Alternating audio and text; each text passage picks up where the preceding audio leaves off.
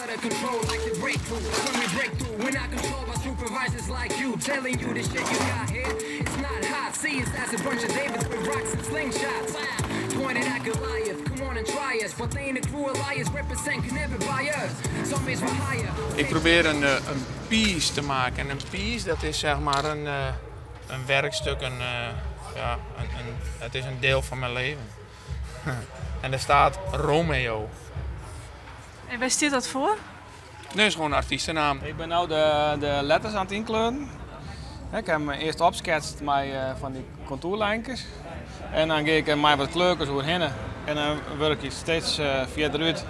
Totdat het eigenlijk helemaal een mooi geheel is.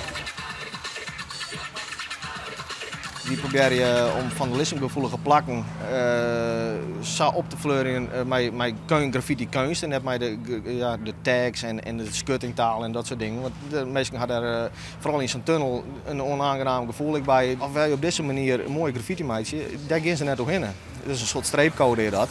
En op die manier is de gemeente ook vrij waard van die schuttingtaal. En die muren die bloeien mooi, met een soort kunstvorm. Het is natuurlijk wel oké dat wij een plek krijgen waar wij mogen spuiten, want anders hebben we 's nachts er weer uit. Stiekem. Ja, nou, maar zo is het wel begonnen natuurlijk. Hè. Zo ben we met z'n allen begonnen.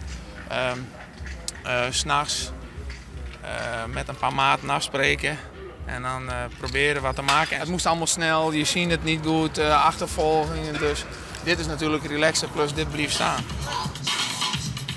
Als je klein hier zou brengen, had je het schoonmaken, want het is een grote troep. En het is keurig. Keurig.